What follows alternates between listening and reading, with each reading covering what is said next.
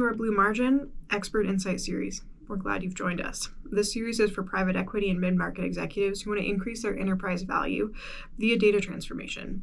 I'm Blue Margin's Director of Consulting, Kate Eberle, and today I'm hosting Richard Byrd of BlueByrd, a marketing and sales firm for mid-market portfolio companies. BlueByrd helps technical companies sell complex things to complicated organizations. Before founding BlueByrd in 2019, Richard served as CMO for numerous organizations in the technology, life sciences, and industrial and oil and gas industries. Generating more than $80 billion in new revenue for his clients, he successfully commercialized hundreds of technologies. He's also overseen the brand and communication strategies for dozens of mergers and acquisitions. Here at Blue Margin, we're passionate about delivering real value to our customers, both PE firms and portco management teams. We've yet to meet a customer who isn't concerned about increasing EBITDA. We take both a top line and a bottom line approach, and today we're focused on the top half of that equation. If you're interested in capturing more of your market and getting customers' attention and growing your portfolio company using leading marketing strategies, you'll want to stay tuned to today's conversation. Well, welcome, Richard. It's great to have you here today. I wondered if you just get us started with maybe a little bit more about your career journey, how you got to where you are, and what you love about the work you do. Yeah, great to be here, Kate. So I am a lifelong marketing person. So I started out in agencies, working mostly in the business-to-business space. Then one day I got recruited by a oil and gas services firm called Schlumberger. Now they're called SLB. They recently did a rebrand. But back in those days, it was called Schlumberger. And I was their global creative director for several years and helped them to roll out all their amazing new technologies. And that's where I really kind of learned a lot about product commercialization and all those kinds of things. But we're a very commercially focused company. And I was, really leading the charge on launching our new offerings and helping to generate new revenue for the company. Then from there, I went back to the agency side and I ran a B2B marketing firm. I was the president of the company and kind of got that entrepreneurial itch and decided to roll out my own company. And I started BlueByrd in February 2019. I don't necessarily recommend starting a company a year before a pandemic, but it worked out for us and we've been growing ever since. Awesome. Could you maybe tell us a little bit more about BlueByrd? What are some of your core offerings and your key markets? Sure. So BlueByrd is a marketing consultancy. For the mid-market, our premier offering is Fractional Chief Marketing Officer. And so we will supply a fractional or a chief marketing officer on a fractional basis to mid-market companies to help them grow their revenue. And essentially what that means is we're able to come in and put a high-level strategic marketing person inside of a company to help them, take their company to the next level. Most of our clients are looking to grow, and especially the private equity-backed companies. They've got a little pressure to grow their revenue, and that's where we come in is to sit at the management table with the other leaders of the organization and really provide that customer-centric view and provide that voice of the customer and then help them to plan their marketing strategies from an end-to-end basis. Awesome. Are there any core verticals that you all go after? Yeah, we've mostly been business-to-business focused. So we've worked in the industrial sector, oil and gas, life sciences. I always say that we really work in a lot of nerdy businesses. So we help technical people sell complex things to complicated organizations. It's kind of been our legacy sweet spot. But we have some other fractional CMOs who've worked in the consumer packaged goods space, some other B2C type of applications as well. So when you're starting an engagement with one of these PE-backed middle market companies, where do you typically find them? What does the starting point look like? Every company is a little different in that middle market space, but our process, we try to be as consistent with it as we can while meeting the clients where they're at. But every engagement goes through a discovery phase where we're trying to understand that company, understand their industry, understand kind of what makes them tick, and really what are the goals of the company. Like I said, a lot of our clients that we meet with, they want to grow their revenue. That's kind of that's why we get hired, and that's why we get fired in a company is, they're looking to grow. And so we want to understand what that growth looks like. What's the long-term and short-term strategy for that company? Are they just trying to spin up and sell that company as fast as they can? Or this is going to be a company that's going to be multi-generational and that they're going to want to hold for quite some time. And so because that's going to inform the strategy. And then from there, we kind of do an audit of what have they been doing that has worked, has not worked. How engaged is the sales force? How connected are they? What does their tech stack look like? All those kinds of things. And then we come in and we build a playbook with our clients to help them to talk about their company, help them to, show them what their position should be, understand what their differentiation is, and how to communicate that to prospects and clients in the market. And then to ultimately, put together a budget and a marketing plan that's going to say, here's how we are going to attack the market and get more than our fair share of market share in the future. And then once that playbook is in place, then we will go ahead and oversee that plan and to adapt as necessary and communicate how we're doing, how we're progressing with the management team and with the private equity backers and the partners and investors in the organization, and just oversee that growth and help them get to the next level. Yeah. Are there any consistent challenges that these companies are facing? I know it can probably vary drastically, but any common pain points? Yeah. So in the middle market, we see a lot of consistency in the inconsistency of the way they attack the market. And so what we see a lot of times is their tech stack has, maybe not where it needs to be, or is not, or they have a, the salespeople are not as disciplined as they might be with using the CRM, or some of our clients don't even have a CRM when we first come in. Also, the messaging has not been clearly laid out for that company, and a lot of times they have not really thought about their, the position of the company and who they're going to target and what makes them different and all those kinds of things. They've kind of gone to market, and the salespeople are outselling, but they're really relying on muscle memory and their existing network, and they haven't really reached outside of that network at scale. And we call that talking to strangers.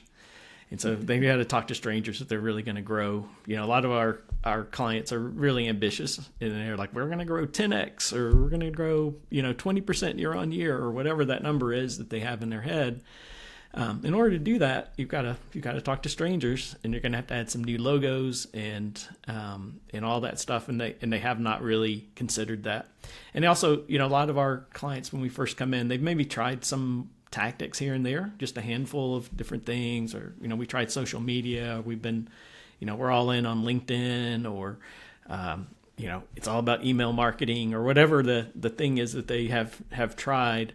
But they haven't really thought about it end to end and how they're going to, start and guide those customers down through the buying, through their buying process in order to bring on those new logos. Yeah. It's almost like, they've probably experienced success up until that point doing what they were doing. But if they want to grow to the level certainly most PE-backed companies want to, you're going to have to add something else to the mix just to accelerate and actually take control of your destiny versus rely on your old networks.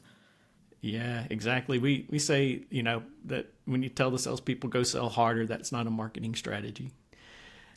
And yeah, do what you're doing, just harder. And exactly. Yeah, I like that. Nice. Well, you mentioned the tech stack. What are some of the common technologies that you either do or don't see in these spaces, and where do you typically kind of recommend people go? Well, that's a really interesting question, because I think a lot of our clients, they come in and they are, they're, like I said, some of them have like a really, a lot of tools in place, and they're just not fully utilizing them.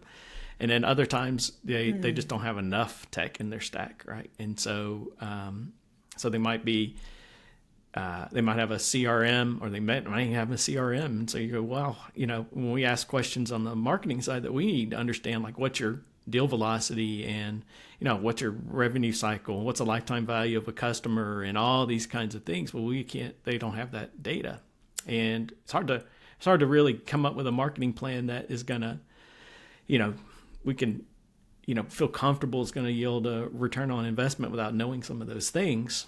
And so a lot of times it's anecdotal at that point. And so a lot of times what we're trying to do is just get something in there that makes sense.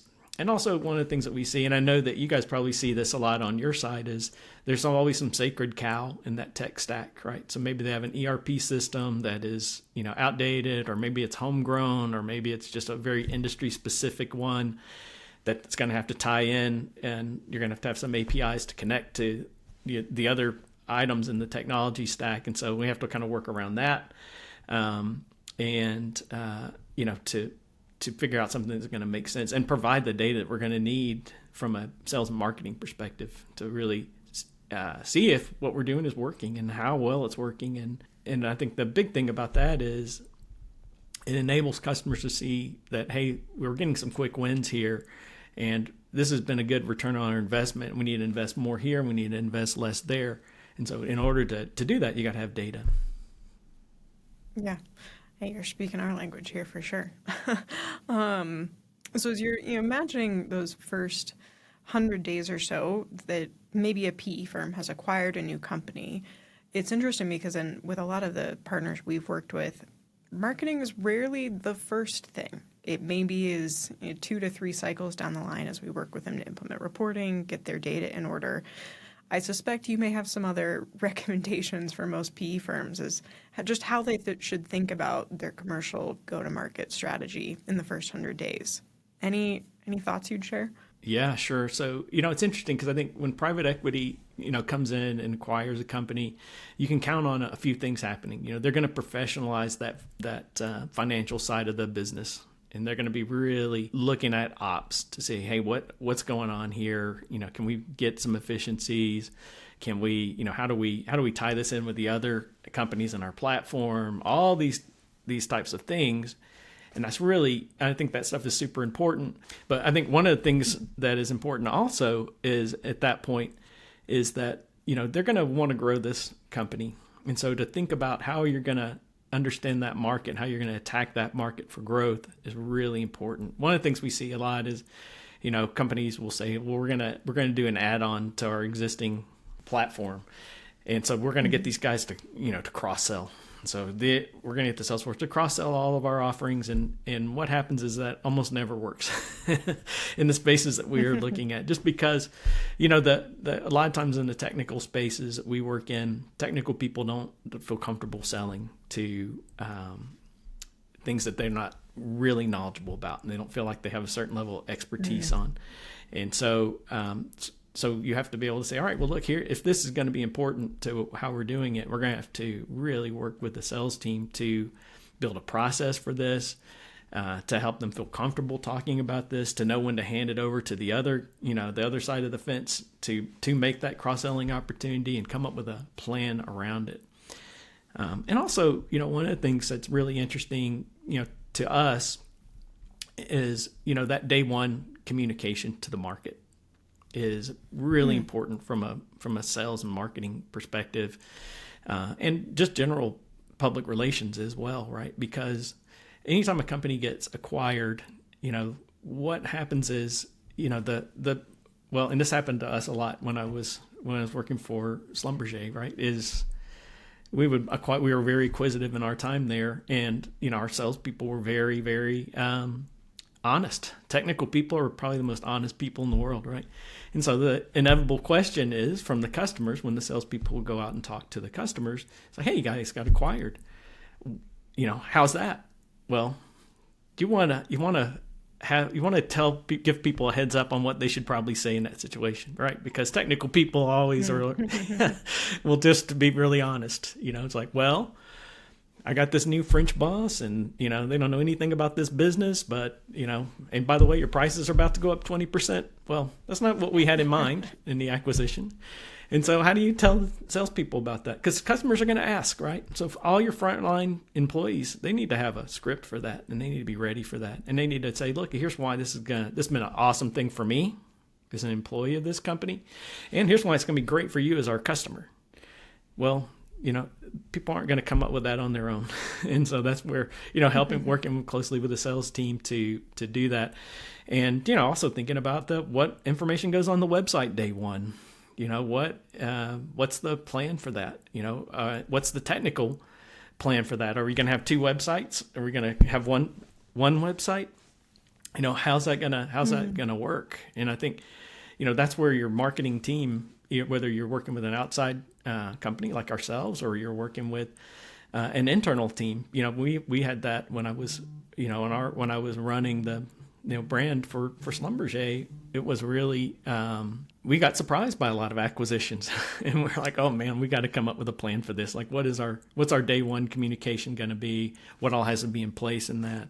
What about what interesting events are going to come up after that we're going to need to talk about? If there's a trade show coming up shortly after an acquisition, well, what are you going to say at the trade show? People are going to ask. People are going to be curious about it, right? And if they're not curious, then you need to make them curious, and you need to tell them why this is such a great thing for the market, and how you are going to differentiate, and what that message is, right?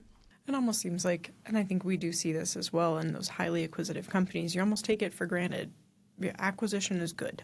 This will be good for us. It will be good for our customers. But it sounds like really being articulate about the why. Here's how this has benefited our employee base, how this will benefit our customers, and the new opportunities this opens up for you. Just getting ahead of that messaging so that there isn't uncertainty, so that everybody knows what to expect, just really helps smooth that on-ramp. Yeah, exactly. And I think that is really important. We worked with a private equity firm, and he told me, he said, Richard, there's no guarantees in M&A except for one. And when you acquire a company, you're guaranteed to have some disgruntled employees on your hands. And I always thought that was a funny way to think about it. But he has a good point, right? Because most employees don't want to be acquired. And they didn't set out to work for a private equity firm or this company that just acquired them, right? They have this rich culture and heritage and all these things in their current job, and that's what they signed up for, and they didn't sign up to be acquired. And so, communicating why this is going to be good for them and their families is really an important aspect of it, especially if they're for the frontline employees that are going to have that customer access. Yeah, that's a good point. One of the things, it's crazy, here we are in 2023, that's been top of our mind, a lot of our clients' minds, top of mind for PE is Gen AI. I think, initial guesses were that marketing would be particularly affected by the onboarding of these new tools. Just curious, what are you seeing out there and in the wild as the impact of Gen AI so far? Yeah, so I definitely would not call myself a Gen AI expert, but we've been working with it at our company and internally, and trying to improve our efficiencies and things like that. And we've been trying to see how we can incorporate it with our clients. And we have, we talked a lot about our mid-market clients. They're a little more bullish on Gen AI, and our enterprise level clients are terrified of it. And it's, they have a lot of concerns about trademark infringement, and can they own this stuff, and where did this come from? And one thing that we've seen and have heard about are what we call AI hallucinations. I don't know if you're familiar with that, but sometimes, AI will take this information over here and this information over here and mash it together. And when you do, it is totally inaccurate. And so when they've seen those kinds of things, they're like, where did this come from? How can we cite this? And so a lot of the larger enterprise clients that are engineering focused companies are very, they want to, if you put data in front of them, if you put a statement in front of them, they want to know where you came up with that. And sometimes you don't know with Gen AI. And so for them, they're like, hey, let's hold off on this and let's be a little more cautious about it. But we've seen it as a way to really help out with market research and desk research. That part has really been helpful, especially, as you do the prompts. And as we're working with the prompts, we're always saying include the source for this and these kinds of things. So we can able to put that out there and go, well, according to, McKinsey and Company, this is, this data happens, or according to Forrester Research, this happens, right? And so that's kind of where we were able to help out with that. And then the other one we love, there's one AI tool that we love. It's called Fireflies AI, and it's a note-taking tool, and it has really, really helped us a lot, just because it will transcribe the whole conversation. But then also the thing that is really great is it has a little summary. And so that's helped us with a massive efficiency gain on our side, just to when we onboard a client, or maybe you couldn't get a member couldn't attend that meeting, they can read that summary, and it's very accurate about what happens. And if you have any deeper questions about it, then you can go and play back that part of the footage of the conversation. So those kinds of little efficiency things are really important, especially for, we're not a massive company. And so, we're trying to be as efficient as we can. And you know how it is, there's not enough hours in the day for anybody these days, it doesn't seem like. So using those tools is really, for efficiency, has really helped us. A lot of our clients also on the technical side, some of the stuff that comes back from ChatGPT or whatever is very generic, and it's kind of a homogenation of a lot of different things coming together. And all of our clients' technology is very specific to them and very specific to that industry. And, it's just not, maybe for some social media post or something like that, or a certain amount of the social media post or what have you, it actually can be helpful. But it is difficult, I think, for that. Another tool, I guess, that we're using, in that it's not generative AI, but it uses AI, is account-based marketing. And so that's one of a lot of our clients are very interested in account-based marketing, just because they're very, vertically market focused. So they, putting a billboard up on I-25 is not going to help them, right? Because the chance of the people they're selling to driving past that are so small, and then them taking action on that are even smaller. But their account sales team are focused on growing their existing accounts, and they're focused on acquiring new logos, like we're talking about earlier. And so using account-based marketing software to understand if that company has intent for the stuff you're trying to sell, and if they do, then this will serve them ads, when they go check the baseball score or go see how the Broncos did on ESPN, right? Well, they'll see your ad because they know that your organization has that intent, that search intent. You've been searching for the things that we sell, so we're going to show that. And then also it helps to show the sales team, hey, these accounts are spiking. They're looking for our stuff. They're engaging with our content. Let's call them first before you chase this rabbit that has no interest in buying anything from us right now. But these people are maybe farther along their buying process. They're aware of what we sell. They are interested and engaged with what we're doing. They're looking at what our competitors are doing. Call them, right? And so that's where AI can really, really help to keep those kinds of important things on the forefront for our clients. And so that's really been where we have seen the greatest impact with AI, machine learning in this kind of earlier stage of things. What are some examples so far of that account-based technology? Yeah, so there are a lot of platforms out there. 6 Sense is one that we looked at. It's really good for the enterprise level. For the mid-market, we use one called Rollworks. And we're big believers in that. And the reason we like it is because also we're talking about the tech stack. We really like HubSpot as a marketing automation tool. And so that in Rollworks works really hand in hand with HubSpot. And so we like that just from a technology integration standpoint. It's really good. And also, a lot of our clients, the sales team are not, they're not really interested in getting into a very complicated CRM like Salesforce, right? That can be an onerous one for companies that the sales team has not been very disciplined in working in CRMs. And so when you get something that's a little easier to use like HubSpot, and they just have to move the deal down and put some notes in, and they can do it from their phone, right? That makes it really easy. And then when you also are in HubSpot and you see one of your accounts is spiking and you've got a notification of that, and you know you need to call those people, well, that makes it's all in one system. And so that also is going to make it easier and create less friction for the sales team. Yeah. And one of the ways that I think we're seeing Gen AI start to impact sales in particular is, as far as emailing cold contacts is concerned, the noise is just getting pretty astronomical at this point. Yeah. So if you could, identify those folks who are actually engaged, who may be willing to hear from you, and actually making a phone call, it seems to be a pretty differentiating action right now in the market, being able to pick up the phone.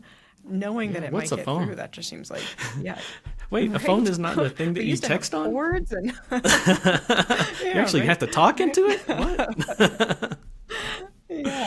Yeah, but that makes complete sense, that a tool like that really, it's almost generating a better list that's not just cold names who align with demographics, but people who are actually taking actions. That sounds invaluable. Yeah. Oh my gosh. If I get another cold outreach email, I spend like the first 20 minutes of my day clearing out, bad, really bad and annoying, cold outreach emails from my inbox and my in-mail on LinkedIn too.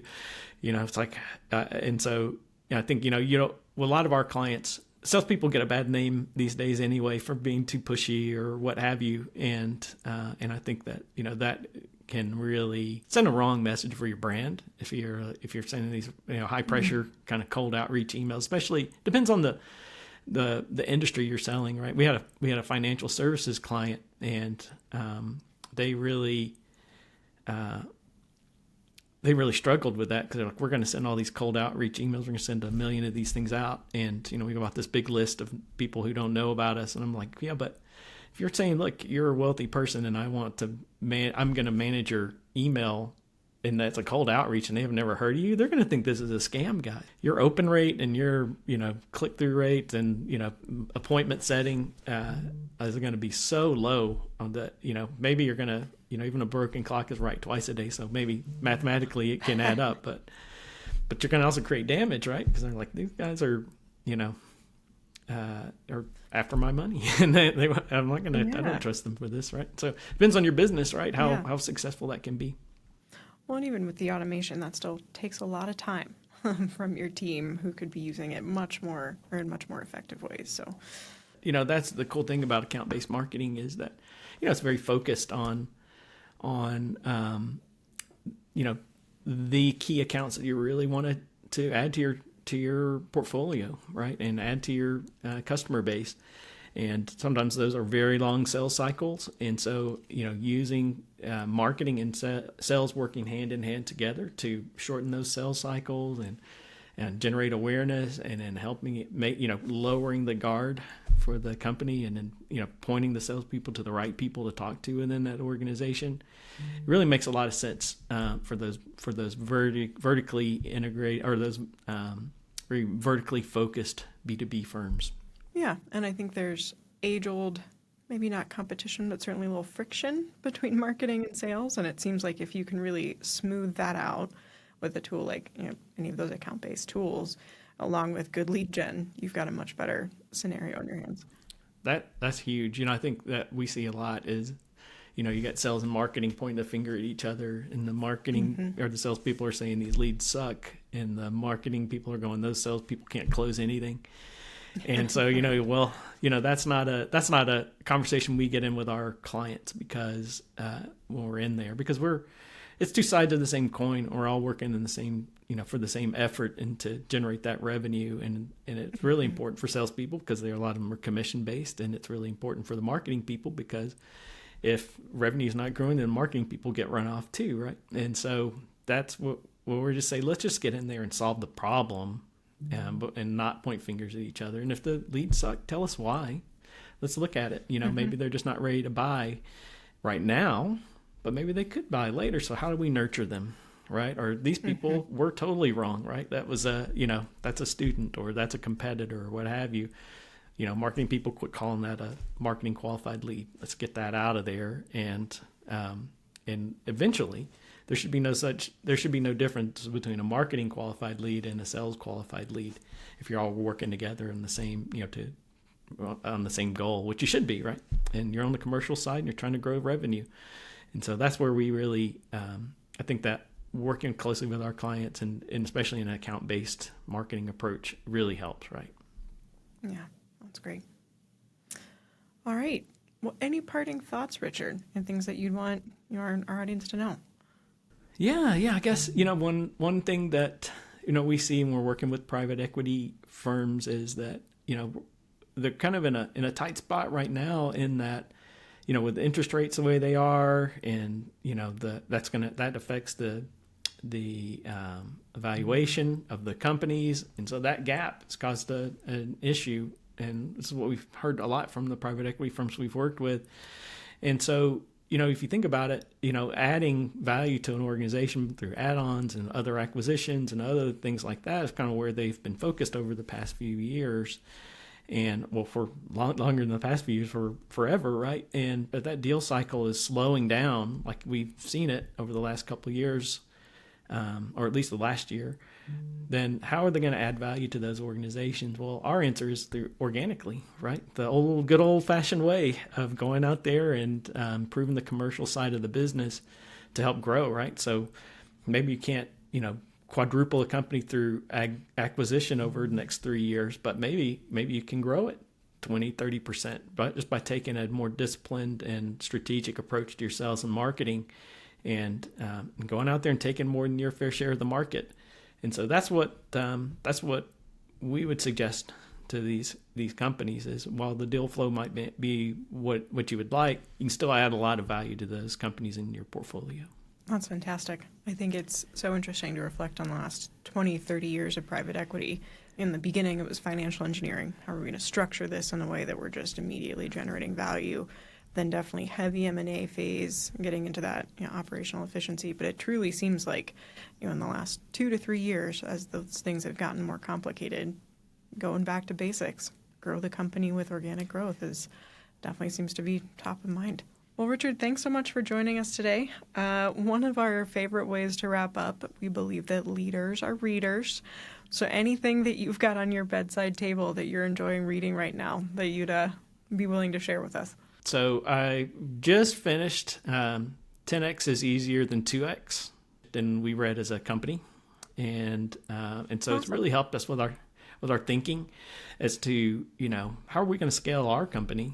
And how we're going to help our clients scale their companies.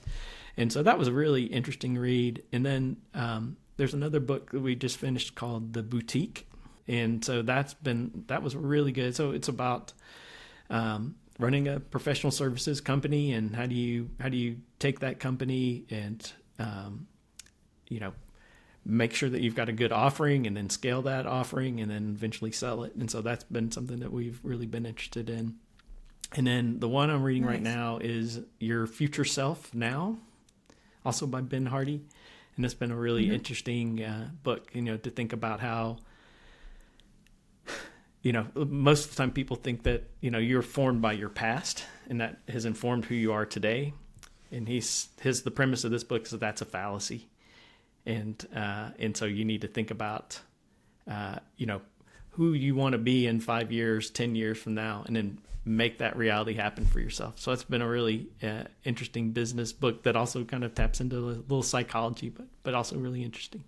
I love that blend between what are we doing as an organization and then what am I doing? That's such a good way to keep those in balance. Great. Well, if our listeners want to find you, what are some of the best ways to get in touch? Well, I'm on LinkedIn, so Richard Byrd, Byrd. And our website address is BlueByrd.com.